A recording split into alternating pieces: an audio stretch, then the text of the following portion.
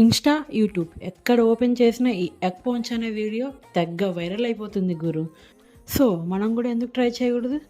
చేసేద్దాం, వచ్చేయండి. ముందుగా మన ఛానల్ని కొత్తగా ఎవరైతే చూస్తున్నారో వాళ్ళు సబ్స్క్రైబ్ చేసుకోవడం మాత్రం మర్చిపోవద్దు.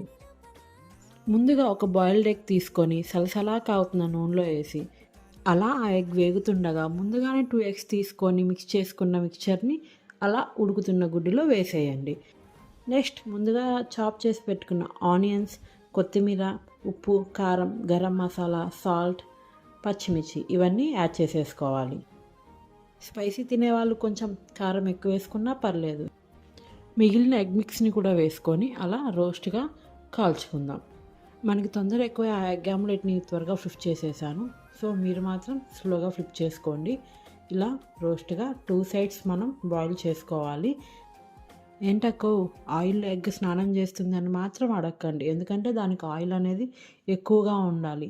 సో ఎక్కువ వేస్తేనే కింద మాడిపోకుండా అలా ఎగ్ అనేది ప్లఫీగా మనకి వస్తూ చాలా నీట్గా కుక్ అవుతుంది. సో ఆయిల్ మాత్రం కంపల్సరీ మనం ఎక్కువే వేసుకోవాలి. కానీ యాజ్ పర్ టేస్ట్ నాకైతే అంతగా ఏం నచ్చలేదు, మా హస్బెండ్కి అయితే నచ్చిందండి.